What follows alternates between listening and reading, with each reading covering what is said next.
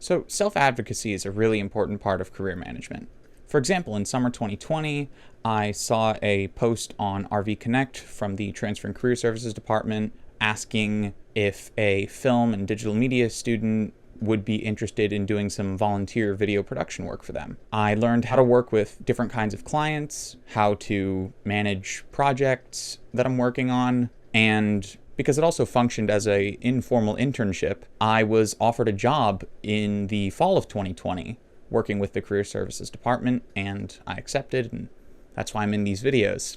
It's really important for you to put yourself out there whenever you can, especially if it's something related to growing the skills related to your career, because it'll help you further your career goals. Another really important part of career management is getting feedback. It's always important to ask people for feedback, especially if that person you're asking is working in your field professionally.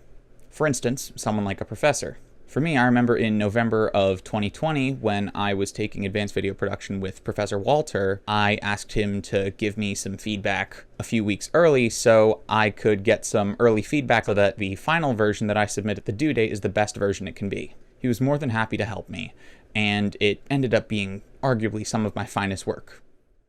It's also great to ask former professors or mentors for help and feedback, even if you haven't talked to them for a bit, because if they've mentored you or taught you, then chances are they'd be more than happy to do it again. Again, using Professor Walter as an example, I'm recording this video in July of 2021, and he hasn't taught me since December 2020. But I shot him an email. I said, hey, could you give me some feedback on some of these videos? And he was more than happy to help. So make sure that you stay in contact with, or at the very least, check in with former professors and mentors, because you never know how they might help you.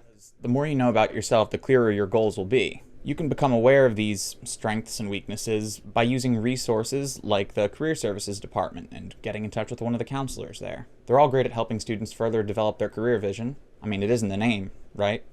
And you can learn to further develop your career vision by having one of the counselors in career services teach you how to showcase your skills and strengths in any way, really, whether it's through your resume, your online presence, an artistic portfolio, an interview, or anything else, really. It's also important for you to know what your weaknesses are so you know what to avoid. For example, you might know that you procrastinate. That might be a weakness of yours. You could figure out how to mitigate that by receiving guidance from people like the career services counselors on how to create self-imposed deadlines or anything to that effect. And that's just one of the many examples. Everyone has weaknesses and everyone has strengths. That's just a part of life. Some people go through their whole lives being unaware of their weaknesses, but usually the people who are successful are usually people who are both aware of their strengths and their weaknesses.